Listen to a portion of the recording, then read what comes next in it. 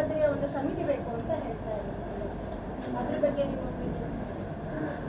ಏನಾಗುತ್ತೆ ಅಂದ್ರೆ, ನೀವು ಈಗ ಈ ಡೆಮೋಕ್ರಸಿಯಲ್ಲಿ ಸಿಕ್ಕಾಪಟ್ಟೆ ಒಂದು ಪ್ರಾಬ್ಲಮ್ ಇದೆ. ಎಲ್ಲರ ಬಗ್ಗೆ ಮಾತಾಡ್ತಾರೆ. ಇನ್ನೊಂದು ಹೇಳ್ತೀನಿ, ಅದು ಆಮೇಲೆ ಬರ್ತೀನಿ. ಓಕೆ, ಇಲ್ಲಿ ಏನಾಗುತ್ತೆ ಅಂದ್ರೆ ಹುಡುಗಿರ ಶೋಷಣೆ ಅಂತ ಸ್ಟಾರ್ಟ್ ಆಗುತ್ತೆ. ಚಿತ್ರರಂಗದಲ್ಲಿ ಮಾತ್ರ ನಡೀತಾ ಇದೆಯಾ? ಕಾಲೇಜಲ್ಲಿ ನಡೀತಾ ಇಲ್ಲ? ಉದಾಹರಣೆ ಎಷ್ಟು ಬೇಕು ನಾನು ಹೇಳ್ತೀನಿ. ಪ್ರೆಸ್ ಫೀಲ್ಡಲ್ಲಿ ನಡೀತಾ ಇಲ್ಲ?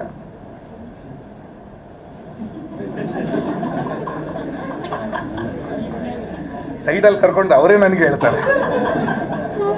ಪ್ರತಿಯೊಂದು ನಿಮ್ದು ಫ್ಯಾಕ್ಟ್ರಿ ಆಗಲಿ, ಆಫೀಸ್ ಆಗಲಿ, ಎಲ್ಲ ಕಡೆ ಹುಡುಕಿದ್ರೆ ಸಿಗುತ್ತೆ. ಇದು ಜನರಲ್ ಅಂತ ಇಲ್ಲ. ನಾನು ಬರೀ ಸಿನಿಮಾಕ್ಕೆ ಅಂತ ತೋರಿಸೋದು ತುಂಬ ಕಷ್ಟ. ಯಾಕಂದ್ರೆ ಸಿನಿಮಾದಲ್ಲಿ ಏನಾಗುತ್ತೆ ಅಂದರೆ, ಈಗ ನೀವು ಪ್ರೆಸ್ಸಲ್ಲಿ ಅಥವಾ ಪ್ರೆಸ್ಸಲ್ಲ ಎನಿ ಆಫೀಸಲ್ಲಿ ನೀವು ಟಚ್ ಮಾಡ್ಬೇಕಂತ ಏನಿಲ್ಲ ರೂಲು.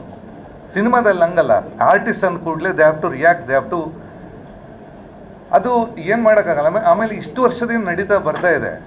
ನೀವು ಇದಕ್ಕೆ ಒಂದು ಕಮಿಟಿ ನೇಮಕ ಅಂತ ಮಾಡಿದ ತಕ್ಷಣ ಪ್ರೊಡ್ಯೂಸರ್ ಇನ್ನೊಬ್ಬ ಯಾರ ಬಂದು ಕೂತಿರ್ತಾನೆ, ಅದು ಹೆಂಗೆ ನಡೀತಾ ಇದೆ ಅಂತ ತೋರ್ಸಕ್ಕೆ. ಈಗ ನಾವು ಟೊಬ್ಯಾಕೋ, ಅದ್ಯಾವುದು ಸಿಗರೇಟ್ ಸೇರಬಾರ್ದು ಅಂತ ಹೇಳ್ತಾರಲ್ಲ, ಇಷ್ಟು ರೂಲ್ ಹಾಕ್ತಾರೆ ನಮಗೆ.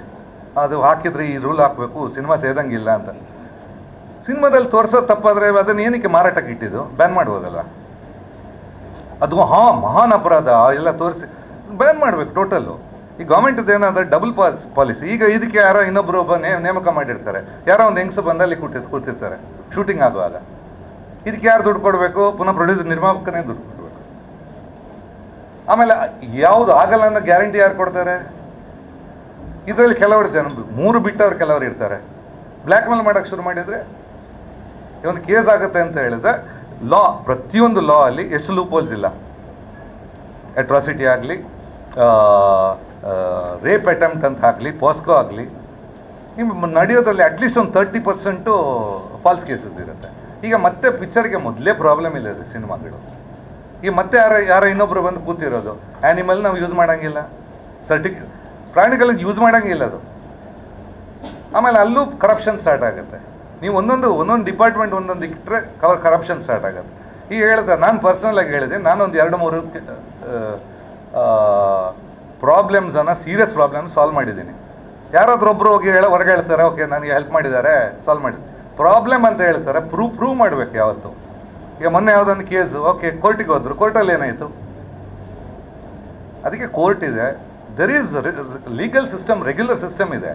ಇದು ಪ್ರತಿಯೊಂದಕ್ಕೆ ಒಂದೊಂದು ಕಮಿಟಿ ಅಂತ ಮಾಡಕ್ಕೆ ಹೋದ್ರೆ ಯಾರಿಗೆ ಕೆಲಸ ಮಾಡೋಕ್ಕಾಗಲ್ಲ, ನೀಟಾಗಿ ಕೆಲಸ ಮಾಡೋಕ್ಕಾಗಲ್ಲ. ಈ ನಮ್ಮದು creative field, too much of interference ಅಂದ್ಕೂಡ್ಲಿ ಡೆಫಿನೆಟ್ ಆಗಿ ಪ್ರಾಬ್ಲಮ್ ಆಗುತ್ತೆ. ನಾನು ತಪ್ಪು, ಸಪೋಸ್ ಆ ಥರ ಏನಾದ್ರು ಆಗೋದಾದ್ರೆ ಡೆಫಿನೆಟ್ ಹೇಳ್ತೀನಿ, ತಪ್ಪು ಇಂಡಸ್ಟ್ರಿಯಲ್ಲಿ ಆಗಲೇಬಾರ್ದು. ಬಟ್ ಅದಕ್ಕೆ ಅಂತ ಕಮಿಟಿ ರಚನೆ ಮಾಡಿದ್ರೆ ಅಥವಾ ಇದು ಮಾಡಿದ್ರೆ that will be A bigger problem ಅಂತ ಅನಿಸ್ತದೆ ನನಗೆ, ಪರ್ಸನಲ್ ಅನ್ಸೋದು. ಈಗ ಅಲ್ಲಿ ಏನು ಡಿಸಿಷನ್ ತಗೋತಾರೆ ನನ್ನ ಸಂಬಂಧ ಇಲ್ಲ. ನನಗೆ ಕೇಳಿದ್ರೆ it's A creative field, is A beautiful field. ಅದೇನಾಗುತ್ತೆ ಅಂದರೆ, ಈಗ ಇಲ್ಲ ಇಲ್ಲಿ ತಪ್ಪು ನಡೀತಾ ಇದೆ, ಜನ ಇದನ್ನು ಟೋಟಲ್ ಡೌಟಲ್ಲಿ ನೋಡೋಕೆ ಶುರು ಮಾಡ್ತಾರೆ. ಈಗ ಹಂಗಿಲ್ಲ, ನೀವು ಅಂದ್ಕೊಂಡಾಗಿ ಹೊರಗಡೆ ಒಂದು ಸರ್ಕಲ್ ಇದೆ, ಅವ್ರು ಪಿಕ್ಚರ್ ಮಾಡಲ್ಲ, ಅವ್ರು ಈ ಥರ ಫ್ರಾಡ್ ಮಾಡ್ತಾ ಇರ್ತಾರೆ. ಬಟ್ ಇನ್ನರ್ ಸರ್ಕಲ್ ಹೇಳಿದ್ರೆ ಡೆಫಿನೆಟ್ ಆಗಿ ನೀಟಾಗಿ ಸಿನಿಮಾ ಮಾಡ್ಕೊಂಡು ಹೋಗ್ತಾ ಇದ್ದಾರೆ. ಅದೇ 100% ದೇರ್ ಇಸ್ ನೋ ಪ್ರಾಬ್ಲಮ್.